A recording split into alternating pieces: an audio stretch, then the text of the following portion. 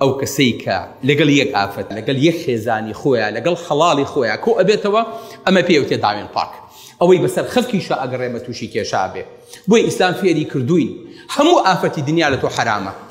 یەک ئافرەت بۆ حەڵاڵە کە بە کەلیمەیەکی خوا بۆت حەڵاڵ بووە بۆت نییە بچی ماڵ و ماڵکی بۆت نییە بچی کوناوکونکی بۆ نییە بچی سەرکی بە هەموو شوێنێکە ئەمە ئافرەتی تۆ نییە ئەمە لێت حرامە کە ئەمەت کرد ئەچیتە قاڵبێکی ترەوە کە پێوتێکی داوێن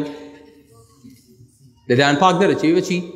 ئەبێ بە داوێن پیس خوای گەورە پەنامان با بەڵام ئیسلام فێری کردوویت ئەڵێ کوڕم پێغەمبەری خوا صلی الله علیه وسلم ئەفەرمێ چی فەرمێ هەر کەسێکتان ئافرەتێکی بینی بەلایەوە جوان بوو سەرنجی ڕاکێشا با چی بکە با چۆ بەلای خێزانەکەی خۆی چونکە ئەوەی خێزانەکەی خۆی هەیەتی خێزانی خەڵکی شەرەوەی هەیە لەبەرەوە با شەهوەتەکە لە نەفسی خۆیان نەهێڵێتەوە خۆی بەتاڵ کاتەوە چاوی لە خێزان و لە کشی خەڵک نەبێ ئیسلام هاتووە یەک ڕێگی بۆ داناوی بۆ زەواج یەک ڕێگی بۆ دانایی بۆ لەبەر زەی وەکوچی وایە خۆشەویستەکەم ئەوەی کە بە دوای حیا و حرمەتی خەڵکەوە بێ وەکو وایە کابرا سێوێکی لای بەقاڵێ بینیوە توالە سێوێکی زەردم بەرێ سێوەکە قاژێکی لێگرێ ئەڵێ تخوا سێوێکی تریشم بەرێ هەرێکتانی هەیەوە نییە ئیلا مەگەر پیاوێ بەغیرەت بێ بڵێ سێوێکی سەبزیشم بەرێت خوا ئەنجا پیاوی بەغیرەتتر هەبێ بڵێ ئەتخوا با سێوە سوورەکەش تاقیکەمەوە ئەژنا تۆ هەر زەردەکەت تاقیکی تۆ هەرێک تامە باوەجان لەبەر ئیسلام هاتووە فێری چی دەکات فێری ئەوە دەکات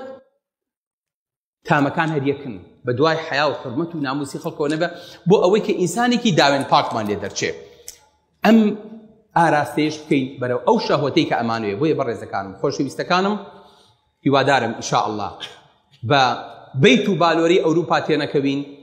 گەنجەکانمان لە گەنجیەوە بیر لە زەواجکەنەوە ئەوانەی کە چوون بۆ ئەوروپا لێیان پیرۆز بێ بیر لە زەواجکەنەوە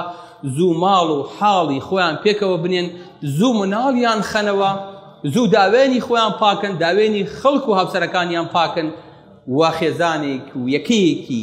کۆمەڵگای تر بنیاد بنێن کە لەسەر ئەساسی تەقوا و ئیمان دروست بوو بێ لەسەر ئەساسی مەوەدە و خۆشەویستی دروست بوو بێ کە خوای گەورە فەرمێ وجعل بینکم مەوەدەة وەڕەحمە